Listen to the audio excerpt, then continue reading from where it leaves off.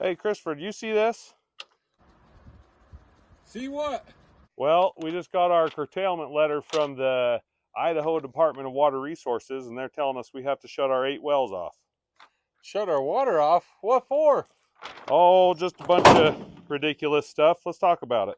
Okay. So this is a letter that we just got. We didn't think we were going to be affected by this curtailment because most of our farm ground, all these sprinklers going back over here, most of our farm ground is surface water through canals. We do have 8 wells, but 2 of them are emergency wells, and I think we've converted, I think 2 or 3 more over to surface water, but we do use Three. 3 wells. We use 3 wells to water our crops. So they want us to shut our water off. This is from the Idaho Department of Water Resources, and they want us to turn our wells off. And it's not just us. So the Idaho water curtailment is affecting about 500,000 acres of farmland here in Idaho. So the problem is, and why this curtailment is happening, is because down in Twin Falls, there's the Twin Falls Canal Company, and they were getting a little short of water. So in 2015, they came up with an agreement of how much water the well users, the groundwater users, could use. So they were short 74,000 acre feet of water, and they were short that in 2021. So from 2015 clear up to 2021, we were putting way more. It was more than double the amount of water we were using. We were putting back in the aquifer. Well, 2021 came along and there was a drought.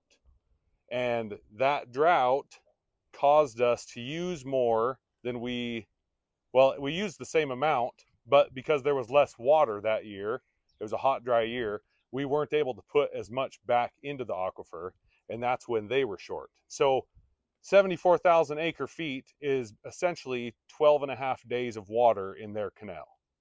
So this canal that's down there, it waters 200,000-ish acres, and I think there's about 5,000 customers.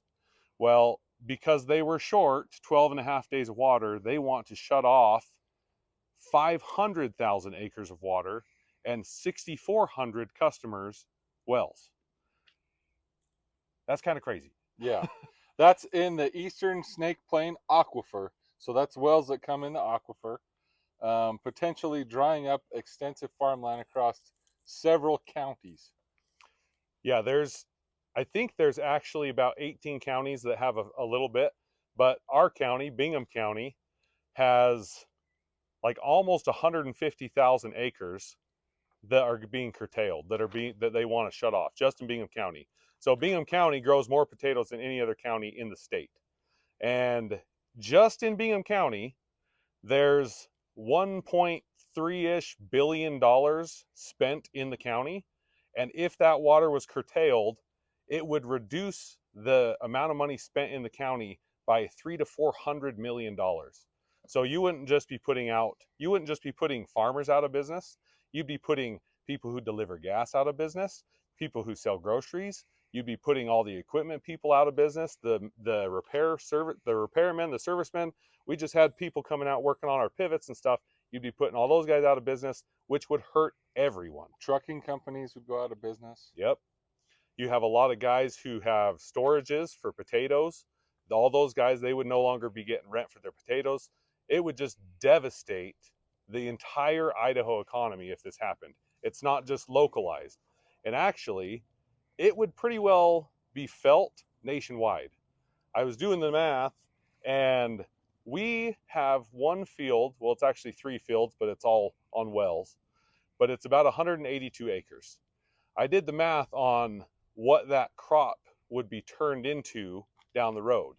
So this year it's in grain. If that grain doesn't get grown and doesn't get produced and sold to the processing plant, that grain in just that 182 acres would produce about 1 million loaves of bread. If it was in potatoes, if that 182 acres was in potatoes, it would produce about 24.5 million large McDonald's French fries. Just so everybody has some perspective, that's 182 acres. They're trying to curtail 500,000 acres, which is it's not just going to be affected here in Idaho, but nationally and globally. We're going to feel the effects of all of our food prices going skyrocketed. Yeah, I mean, you think about our little 182 acres is going to be a million loaves of bread or 25-ish million large French fries. It's going to be in the billions of loaves of bread and billions upon billions of French fries. That's how much is going to just disappear. And they don't want to.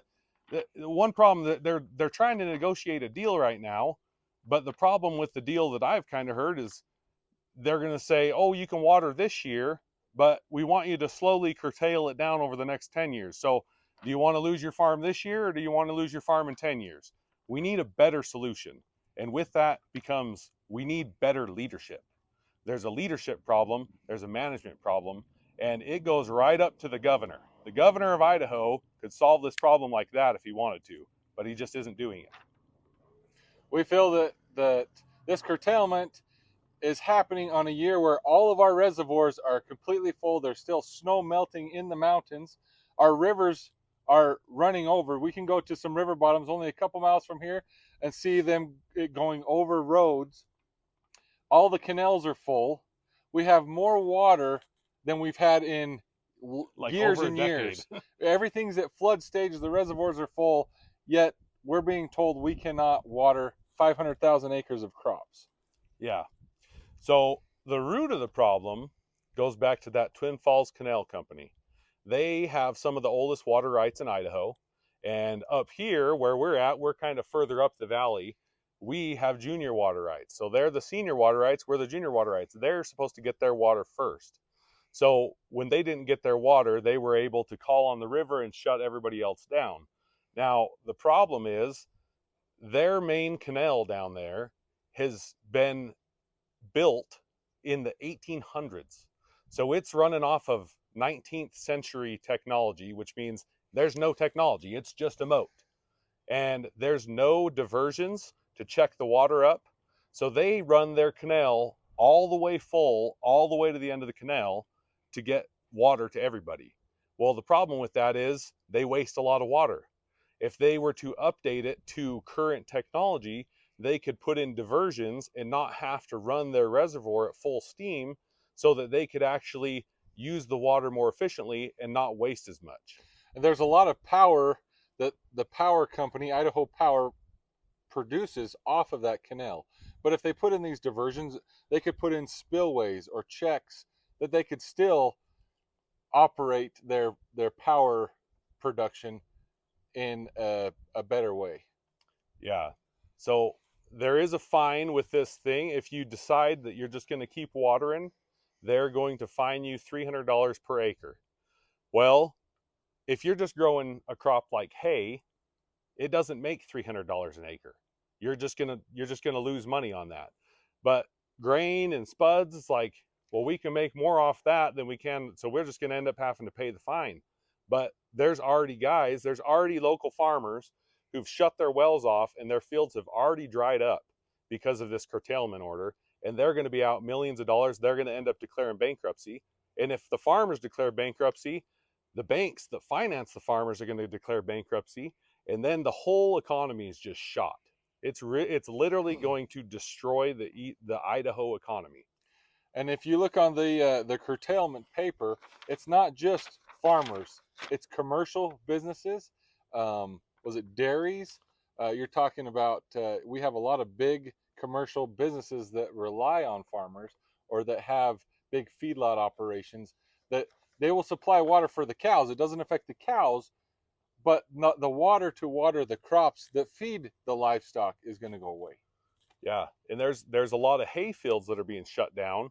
So the feed prices for these dairies that are able to stay in business and all these feedlots and stuff that make beef cows and they grow them up, their feed is going to skyrocket.